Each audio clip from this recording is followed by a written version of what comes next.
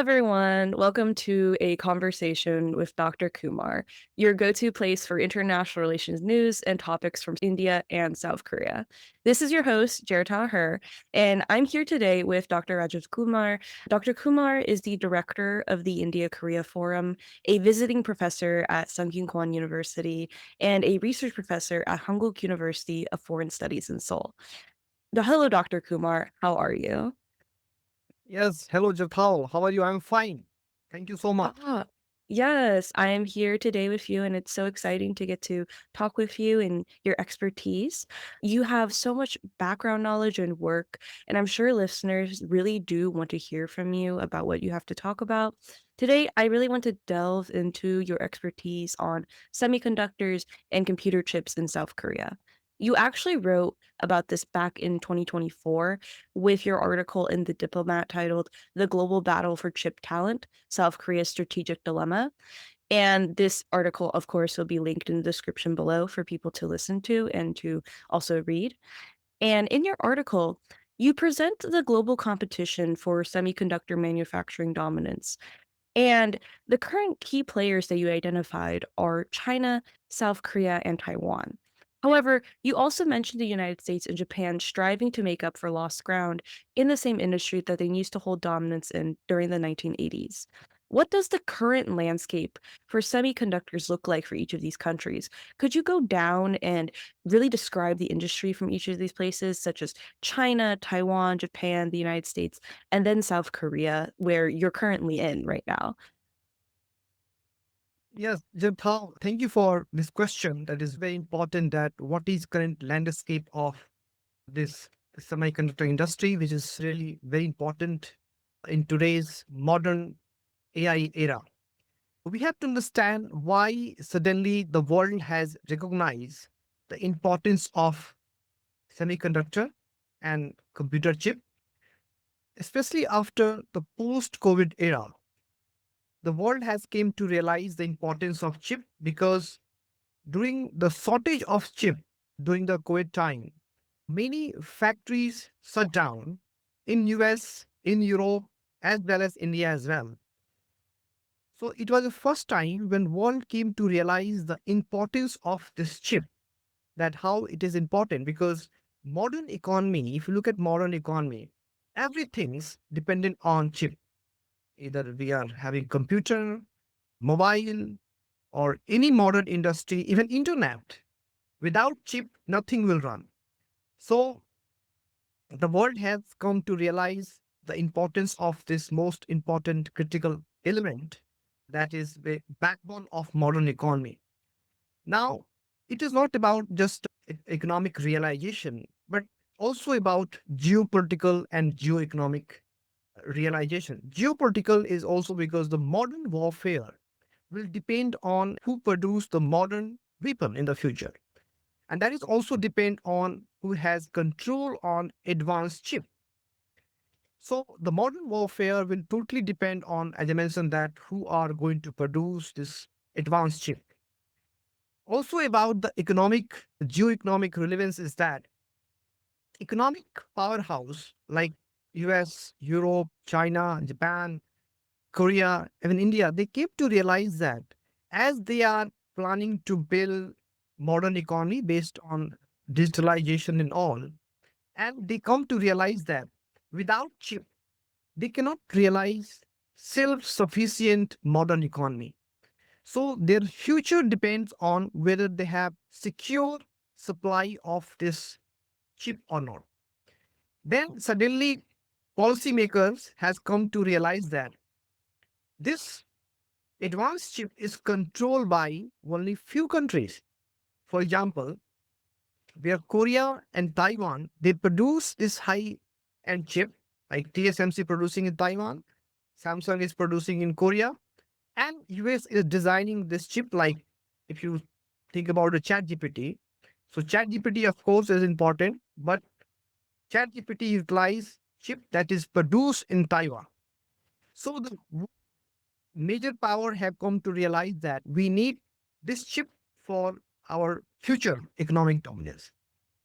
So suddenly there is realization of economic significance, political significance, military significance.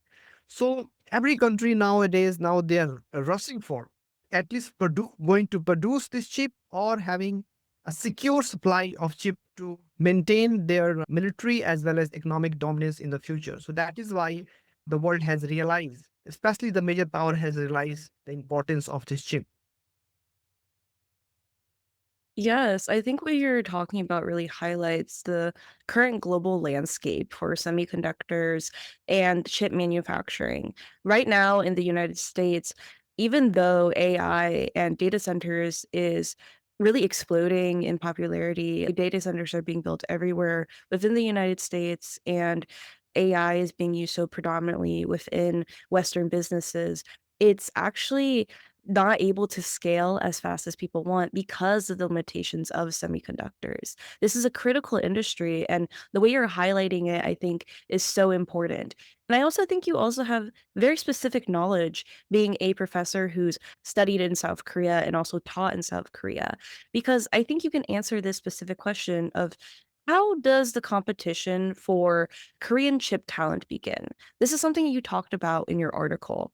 And what's something about the chip talent drain that's currently happening that is rising as an issue for for South Korea's domestic hiring, especially in the government and chip manufacturing companies? Yes, to understand this global talent war or chip talent war and Korea's strategic dilemma in this domain, we first need to understand why this chip industry is critical for South Korea and why this issue is so important in Korea at this point of time. For South Korea, chip industry is everything. In Korean, they say that 먹고 살고 있는 사람이다. That means this industry is not just industry, but is economic survival, or you can say national survival. So South Korea achieved rapid economic development and advanced economic status. But if you look at South Korea's economic structure, semiconductor was a key part of this economic development. So today, even South Korea is exporting economy, trading state. But if you look at the trade matrix, that means 20% of export of total South Korea volume is semiconductor. Also, semiconductor is very important for Korea's the future plan because they think that this is a key industry that will continuously produce national wealth for Korea. So there is no compromise in Korea to to to lose its dominant position in semiconductor industry. So it is a national priority. It is a national mission in Korea that we must maintain this semiconductor industry at any cost. Now, the second thing is that how to maintain the dominance. There are few things that are very important to maintain the dominance in semiconductor. Of course, one thing is there are several things, but one important thing is talent. You need a skilled workforce in this industry to retain their dominance. But what happened in South Korea recently is about the biggest talk is about the shortage of skilled workforce. And there's many reasons for that. We will talk about more in this, that this shortage of skilled workforce are really impacting this industry because we are noticing that several plants shut down because of the shortage of skilled workforce. And many companies, especially Samsung and SK Hynix, which are top company in Korea, they are also under stress due to the shortage of labor, which used to be here abundant number, but now there is a shortage of labor, and that is why Korea is starting talking about we must secure the talent to retain our dominance in this critical industry. Yeah, I really do understand that. I feel when I was in South Korea, and especially being someone who's very interested in being more involved within the country and even moving back to the country potentially in order to work there, I feel like the actual hold that South Korea has on its talent pool is really difficult to gauge. You were alluding to this as you were talking earlier, but what are the current local challenges that South Korea is facing that contribute to the decrease in chip talent? And not only chip talent, but talent overall in the youth pool in South Korea? Yes, this is a very important question that why Korea is reaching at this stage where they have started to feel this talent workforce shortage. If you look at Korean history, Jhertau, then when Korea rapidly developed and achieved this advanced status, one of the key reason was that Korean people they work hard and they used to prefer engineering as their prime career target. So many went to engineering colleges and all, and there was abundant supply of skilled workforce in 70s, 80s, 90s, when South Korea was, I think, especially from 80s, 90s and onward, that when South Korea started to realize its dominance dream. Many Koreans, almost all, they prefer engineering college as their prime destination. But now, there is a sudden changes happen in Korea. Korean youth at the moment they are not preferring engineering colleges. Many of them they want to go to medical school.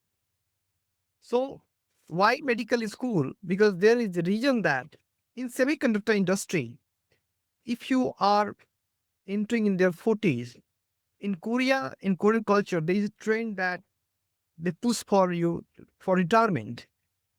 So they see that there is no longer career in this semiconductor industry compared to the medical school because medical school are really becoming very important because of Korea is aging society. So they feel that if they become a doctor, they will have great chance to become gain more money because in the medical sector there are a lot of money compared to becoming an engineer sector. And also youth preferences are changing a lot. Earlier, people they had no issue going and working at this semiconductor factory and becoming the factory man. But now in Korean youth, they are preferring more different kind of job or different kind of industry. Look at entertainment industry. Many youth are aspiring to become, joining this entertainment industry and that the rise of K-pop around the world, and there's huge demand for K content. So these are attracting the youth, Korean youth, to go in this industry rather than entering in the traditional semiconductor industry, and that is why this is one of the reason why the shortage is there. Second reason is shortage of labor due to demographic crisis. When Korea was in the 1970s, 1 million baby per year. No, Korea recorded the birth rate 1 million per year in 1970s. Then in 1990, it was 700,000 per year baby. Birth rate was like that. But recently, last 10 years, in 2000, I think 15, it was 400,000 baby per year. So drastic decline. And today, in 2005, it is 200, I think 20,000 baby per year. Drastic decline, drastic decline. So supply is really declining because of demographic crisis. And Korea is also the only country in the world which are witnessing birth rate 0.7. So in 2023, the birth rate in Korea was 0.7. That is the lowest in the world. So due to this huge crisis, or I can say demographic change, Korea semiconductor industry is facing the workforce shortage. So as I mentioned that there are two things. One is the shift in the preference, shifting from engineering to different sector, but also due to demographic changes that take place in Korea is also affecting the workforce scenario in Korea. Thank you for the answer to that question, Dr. Kumar. I feel like you have such a breadth of knowledge about these topics when it comes to India and South Korea. Especially with South Korea, I feel like the shift in preference and especially the difficulties of the demographic crisis are things I intimately feel as someone who is friends with people who are South Korean and also has family that live in South Korea. I feel because you have such deep knowledge about these topics, I think this is something you can really speak to on understanding how has the South Korean government so far been working to develop local talent? Are they doing a good job at it? Is there needs for improvements? How does that look like right now? Yes, South Korean government is really paying a serious attention to nurture and develop local talent to meet the demand. And that is why several lucrative offer they are offering to Korean talent to come to this industry. For example, government with universities, they are having collaborations like Hongkong University, Korea University, they have a special departments on semiconductor. And it's very maybe good to know for foreign student also that in these departments, in collaboration with the government, they have started a kind of plan where a student they join the department and they get job offers simultaneously. So they are giving a guarantee that if you are part of this department or program, you have a secure future. Also, they have now have generous grant for that. Korea is a country where the GDP investment of GDP on R&D is one of the highest in the world. One of the highest in the world, around 4% or above. So where these R&D money is going, mainly going to a strategic sector and mainly about semiconductor sector. Because as I mentioned that semiconductor is a backbone of Korean economy. So they are doing their best to invest in R&D, invest in talent, also investing in university departments so that they can nurture talent. Apart from that, they are also trying to give a flexibility for many at university where, for example, professors, sometime professor, they migrate from Korea. One of the crises Korea is facing that talent migration, that those who are talented they go to because in United States they got lucrative offer, and recently China is really giving a lot of money to Korean engineer and professors to come to China, right? And three times, four times more than Korea. So government is also bringing several reforms to retain Korean talent in Korea. For example, recently I think last week they have first time in Korea, they have announced one scheme where university professor, young talent can teach at university as well as they can also work to industry. For example, 6 months they can be professor at SNU, but 6 months they can work at SK Hynix and Semiconductor. This is a very unique policy they have launched so that they can make money at industry as well as they can also retain position in Korea. So they are trying their best to retain talent. It was not just that, but as I mentioned that several other offers they are giving to Korean talent to stay and building it, and they are trying to build an ecosystem. Strategic industry is a key focus. So in Korea, also is known for one of the important thing is industry, government, and academic collaborations. This is one of the best examples they are producing that how government companies and universities are working together to nurture and empower this talent. But yet, challenge is there. As I mentioned that in previous years also they try, but nowadays they are quite aggressive. But yet, challenge is there because of demographic crisis. As I mentioned that supplies are not coming, domestic supplies are not coming in that number. Still, medical sectors are very lucrative sector. And that is why, despite this Korea's effort, challenge remain, and that is why they are turning to foreign talent as well. Yes, I really do agree with what you're talking about because even in the industry I work in with technology in California, I see a lot of talent being taken from here as well, where China is just simply able to offer a lot more stability and also money for people and their talents. And with South Korea and its growing demographic crisis, I feel like this is where your perspective on India can really come in and shine a light on giving an option to South Korea and giving different avenues for where this industry can go in the future. In your article, you focus a lot on South Korea's strategic responses to securing chip talent. One of the most significant of these is attracting foreign talent with new visa programs, permanent residency programs, and Ministry of Education projects to increase the number of foreign students in science and technology programs. How does India fit into all of this? Yes, that is very good question, how that what is Korea's response to this question and how they are turning to the foreign talent and where India is coming into this picture. As I mentioned that now Korea is turning and Korea has realized that without inviting in skilled workforce from outside, it is difficult to maintain semiconductor dominance. And they have started focusing on skilled workforce around the world. And for that in the last 4 5 years, they have really introduced several initiatives. That is, I came to Korea almost 18 years back, and it was very difficult at the time as a foreigner here. But now they are making this country foreign friendly. Several initiative they are launching so that talent can stay here. For example, start with like visa system for students. They are making this country the lucrative destination for international students.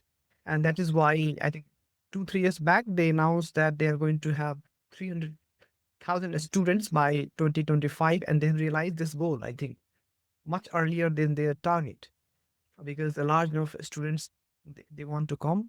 But if you look at metric international students here, still 70 to 80% students are coming in social science background.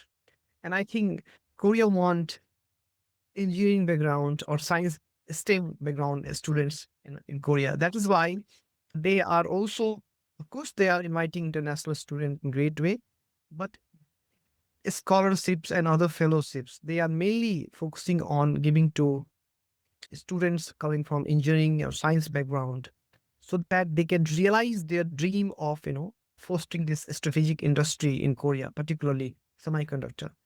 So even GKS also, if there are some changes in the GKS. I was having conversation with official, and if you look at the GK's scholarship also, then some changes came, and I think they are going to give preference to those who are coming in science and engineering background. That is the change that Korea is making. And apart from that, there are several departmental scholarship also in Korea, like my university, Songkyunwan, where I'm teaching, is really having a very tight and deep collaboration between Samsung. So civil, it's very strong departments are there, and they are offering good amount of scholarships and fellowship to attract foreign talent. Not just that, but they are also inviting foreign talent who graduated outside of Korea. For example, if they are graduated in top 100 university, they are giving some kind of incentive or flexible visa entry in Korea so that they can come to Korea and stay here and work in the critical industry. Also, if you look at the PR policy change in Korea, they are preferring engineer and science background student to stay here. They want to retain those who come here to Korea and stay here in Korea, and they are giving preference to those who are graduating from top university in Korea and having engineering or science background. So they are giving them first of all easy visa. Recently, they have introduced F2 visa. So as soon as you graduate, they are giving F2 visa to you, so you can stay here. And then after 3 years, if you get a job, you can have PR, permanent residency. That was for many foreigner in the past, it was a dream because they struggle a lot, 10 years, sometimes 15 years to get this visa. But now within the 2 years, 3 years, they can get permanent residency if they have right degree and stay here for some time and they see potential. So it's very easy at the moment. So visa policy changings are there. And then India come because Korea realized that India is can be a key partner, talent cooperation. They see that Indian talents are really important for the strategic industry. They realize that Indian talent go to Europe, go to US. So why not calling these talent to Korea? And that is why if you look at recently, Ministry of Education had released data on science and engineering background students, a large number of Indian students they have received in the recent 2 3 years, and they are going to increase this number because they have realized the potential of Indian STEM background students in Korea. So definitely Korea is in the big picture in Korea's mind when think about how to bring foreign talent in Korea. I think it's so important that you're talking about how the government is responding to these changes really quickly and drastically in order to accommodate for the needs of the country. And especially given like how India is fitting into all of this. I feel whenever I get anyone's ear, any Korean official, anyone who's ever worked in the government, I'm always like, please expand the scholarships so more Indian students can come to South Korea because people always tell me that I need to go back, but I'm an American and there's enough Americans that want to go. I'll find my own path to get to South Korea. But there's so many talented Indian students who work in engineering, have computer science backgrounds, have technology backgrounds that want to study in South Korea. And I think South Korea is taking a step in the right direction with this, especially because young Indian people love South Korea. K-culture is so hip right now within the youth population in India, and I don't know if you can attest to that, Dr. Kumar. I know you are very young and hip, so you could give us your opinions on that. Yeah, Korea is really becoming a very important destination for Indian students. For many regions, US and Europe, of course, the economic decline and some political issue in US is really impacting Indian student mindset that because traditionally they used to go to these places for study and Australia too. But now East Asia is becoming one of the key destination for Indian students. They think that why not going to Korea? And recently I am writing on paper on that and I was doing some research interview with Indian students. They think that Korea is quite cheaper compared to United States. And also some kind of Asian cultural connections are there. Also, Korea is not that much far away from India. So like me also, I went to United States. After my master, I went to United States and stay there. And many told me to stay here for a long time and why not taking US as your destination. But I spent some time as a researcher and came back to Korea because I feel that the United States is too far away from my perspective. Oh my God, it's too far away. So I wanted to stay in Korea. So I think the same feeling many Indians might be thinking that Korea is not far away, decent country, high infrastructure, and also technologically advanced country. So many want to come, definitely South Korea. And the future also, Korea is going to be very important destination for Indian talent. Yeah, I feel like most of my conversations now with young talent is pushing them away from the United States, which I think is counterintuitive because people are like, you're an American. But I think just given the political reality of the country right now and how funding in academia looks like within our landscape, I think South Korea is an exciting place for a lot of young students to go to and plan their futures on. And given all of that and this discussion that we've been having today, to bring it back to the semiconductor industry, what does the future of this industry look like for South Korea? What steps do you think that the South Korean government needs to start taking in order to maintain and elevate the South Korea's actual role within the global industry? There is not one of industry in Korea, but it is a nationalist industry, you can say, or economic survival. No matter which party, no matter what is your ideology, or everybody want to change this industry in Korea because they see that this is the industry which will help for national wealth creation as it did in the past. So in Korea also, if you look at the government, there are two type of parties like conservative, you can say, and progressive, but both have same perspective on at least semiconductor industry. They want to retain it at any cost. Same like the national common people as well. So when there is a national, you can say, consensus behind retaining this industry, then definitely they are going to put all national resources to retain this industry. But there are certain challenges. As I mentioned, that one of the key element is the talent. You have money, you have infrastructure, you have history, and you have company also, Samsung and SK Hynix. But the talent is very, very important. Other things are also important, like energy. Nowadays, the clean energy is also going to be very important, and Korea is going to focus on that part, that how, because in future, I think semiconductor industry also, the growth of semiconductor industry will also depend on this clean energy aspect. So Korea is also focusing on that.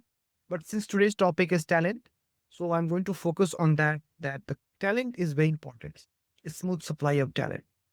So this is Korea must think about to how to do it. And of course, as I mentioned that domestically it's very difficult at this stage. So they are inviting foreign talent. But in the future, I think when foreign talent are here, or it's still the process, because this Korea, if you look at the Korean history, historically Korea is very a country unlike Europe where multiculturalism has been there. Korea is learning in that part. So to retain the foreign talent, they have to put a lot of effort. This is going to be one of the key challenges. Just inviting a student is one thing, but retaining them for a long time is another thing. For example, if somebody work here for 10 years, 15 years, then only I think they will gain in the long format. But the question, because I met many people who came to Korea for study, graduated, and moved to United States, moved to Europe. So foreign students, if they are coming to Korea and they get the degree in science and technology and then migrated to Europe and US, then again it will create another kind of challenge for Korea. So of course on domestic side they have to think about that, how to invite more talent, Korean talent in this line. But as I mentioned that it's difficult, then they are turning to foreign talent. But even retain foreign talent, they also have to create a kind of environment so that foreign talent can stay here for a long time and see Korea as a the long-term destination rather than just a short-term destination. Yes, I agree with that. In the past, we've discussed this about how difficult it is for many students to actually come to South Korea and then stay in South Korea. This is something that I think has prevented a lot of really amazing talent from being able to contribute further to the country and the economy there. Even people are asking me all the time, "Oh, why aren't you coming back?" But really, I think the reality is that it's so difficult to stay in South Korea, and the actual cultural integration is still very difficult. A lot of countries like the United States and many countries within Europe have had decades, centuries of practice in integrating different cultures within their country. But South Korea still has a lot to work on and a lot to grow from in order to incorporate this semiconductor industry and continue its national prowess. You also talked about clean energy earlier too, and I just want to spotlight really quickly for the listeners that on the India Korea podcast that I host with Bagmita, we actually had a few guests on there talk about clean energy. So if anyone's interested in those topics, please go there. But thank you so much overall, Dr. Kumar, for this insightful discussion. I always appreciate your opinions and words and time. And for all our listeners today, this has been a conversation with Dr. Kumar. Please subscribe and follow us for weekly uploads, and we will see you next week. Thank you so much. Bye bye. Thank you, Jethal. Thank you. Thank you so much. Thanks for having me.